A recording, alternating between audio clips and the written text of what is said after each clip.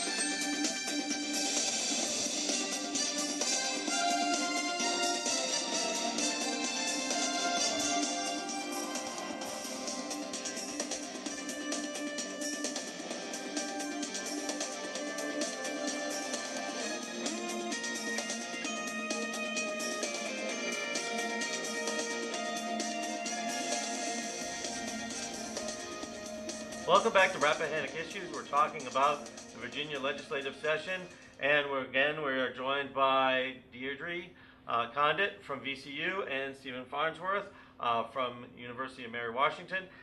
We talked about ethics, so now let's move to what some people think is an ethics document, which is the budget. The Virginia budget is in shortfall, and so the governor has recently come up with a plan of how to try to make up that shortfall. And so, Stephen, where do you see our wonderful finances going this year? Well, historically, Virginia has always been in great shape because of the presence of the federal government within the state. Whether you're talking about the federal workers in Northern Virginia, or the people outside military bases, or the federal retirees up and down the state, you're looking at an environment that was really pretty close to recession-proof. I mean, if you think about the way this last recession affected Ohio or Michigan or Pennsylvania, any one of them would trade places with Virginia in a moment to have all that federal money and all that federal influence just across the river. But what we're seeing right now is that as the economy is improving, Virginia really isn't. And I think that is, and that's creating a real crisis for the state in terms of its ability to fund the programs that it faces right now. Above all, you have a situation where the sequester, the projected cuts in the defense budget, these are things that are going to have a disproportionately negative effect on Virginia. And so Virginia, which has floated above many past recessions because of the federal presence in the state, is now looking at an environment where we are going to have to be weaned away, if you will, from some of the really high levels of federal support for state programs, for state funding, through the payment to federal employees and contractors and the like. This is also coming, of course, as the demands on the state budget are increasing. We have large numbers of students who are learning English in the classroom, which wasn't true in Virginia a generation ago. We're looking at larger demands for the social services that would disproportionately affect elderly folk. And those kinds of pressures are also increasing. So it really does look like a very difficult scenario.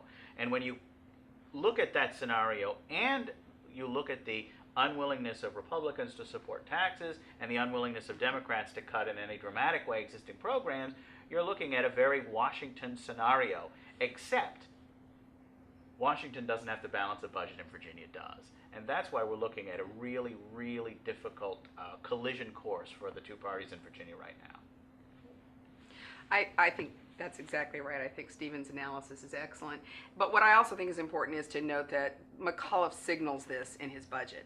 I mean, he takes a bold step in acknowledging we're not going to be getting federal dollars as our gravy train for the future. And that means Virginia has to decide to change what it does and how it does it, how it thinks about collecting revenue and revenue sources. Whether this budget does that or not, I think that's not obviously going to be proven through the fight over the spring.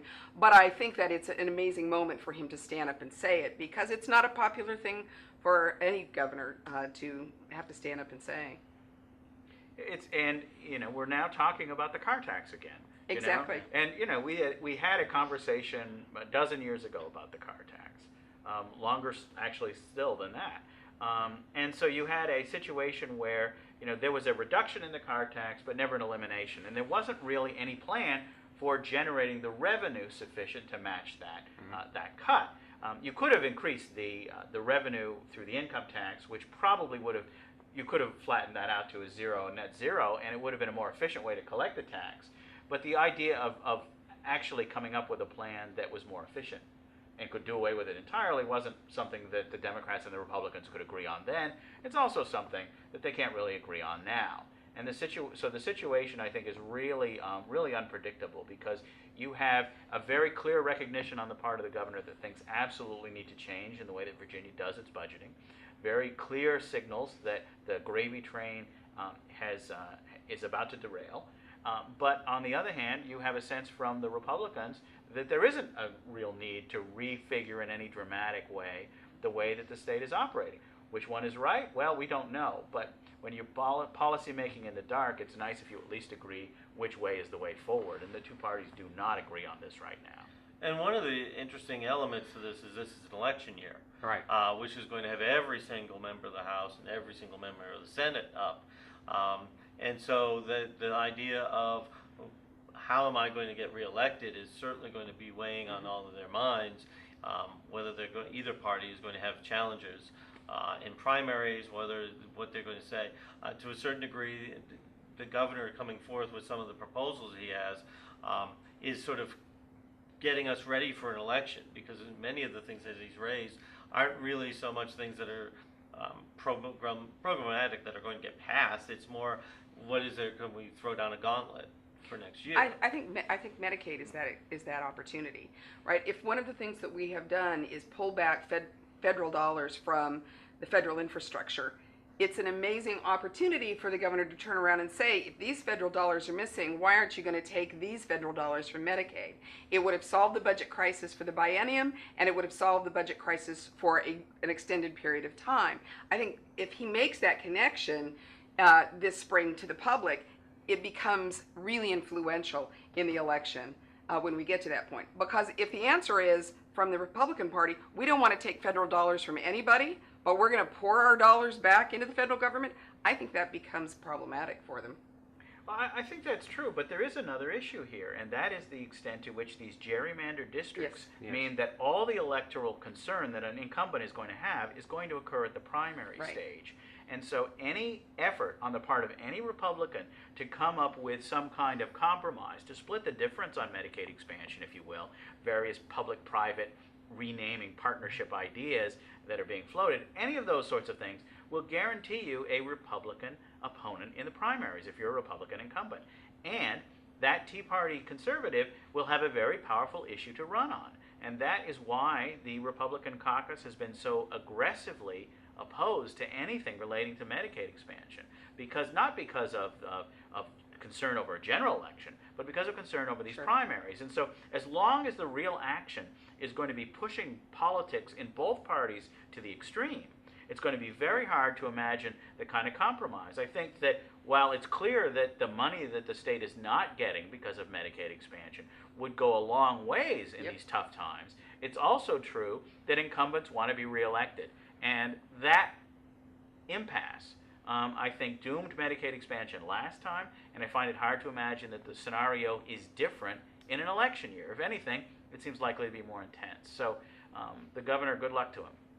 Well, we have about a minute left, but it sort of raises the question with the Medicaid element being brought up again, that you're not going to get that compromise that you're talking about. If we need to worry about compromise by throwing it back out there as red meat to the Republicans to say, well, philosophically we're against this, so why are we going to go against what we philosophically believe in? We believe in coming back from a break and talking about individual bills that we find interesting. So come on back.